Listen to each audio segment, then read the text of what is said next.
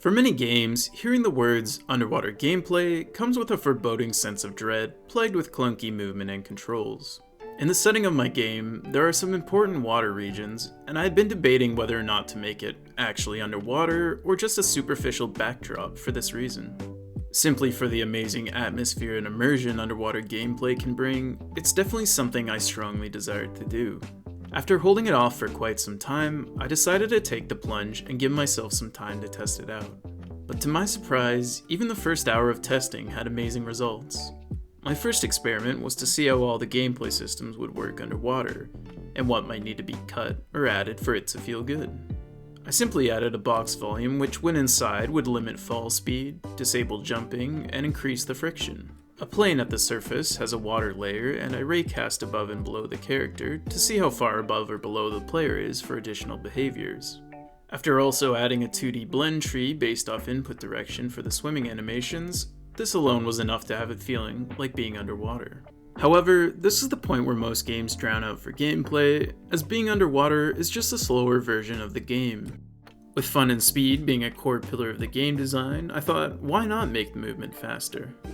The most fun underwater movement I have experienced was the dolphin diving in Majora's Mask, where I would actively spend extra time simply swimming around just for how enjoyable it was. This was quite straightforward to add, and is pretty much just extra movement speed when used underwater. But I also made sure it was instantly responsive and easier to control so you could intuitively maneuver. Another mechanic I was worried about keeping was the grappling, as falling through the air is an important part of the swinging process. Despite not having that factor, it was a surprise to see how well it worked without any changes. Having the grapple adds an additional layer of control and can have cool opportunities like closing the gaps, arcing around corners, or pulling with your target.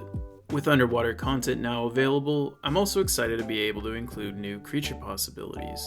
I will likely make most of these encounters optional, and I want the deep sea to be an area of eerie mystery where only those seeking terrifying thrills dare tread. The open seas will be truly vast, and as it's harder to limit boundaries, I was thinking of having an eldritch withering enter your mind the further you stray, making a seamless transition to madness.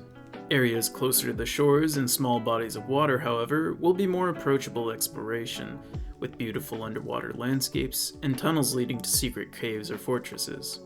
It also adds for interesting mixed environments where you could be grappling from island to island while periodically dipping down below or engaging with friendlier ocean wildlife.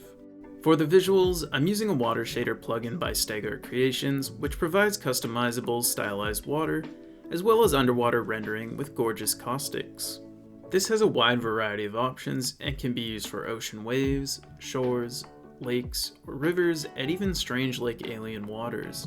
There are swimming effects, impact ripples, and while hoverboarding above the water, I place an object below the board which will provide a foam wake trail when close to the water. The underwater effects are still a bit of a work in progress, but I will likely replace this water deformation with something a bit more realistic, as right now it's just a repurposed smoke effect. For the thrusting, I think having the character's boosters turn into underwater jets, similar to the game Anthem, would be a good look. As combat is still being developed, the melee and ranged water behaviors are still up in the air. But as a backup plan, I do have specific underwater attacks and weapons planned that are more catered to the environment.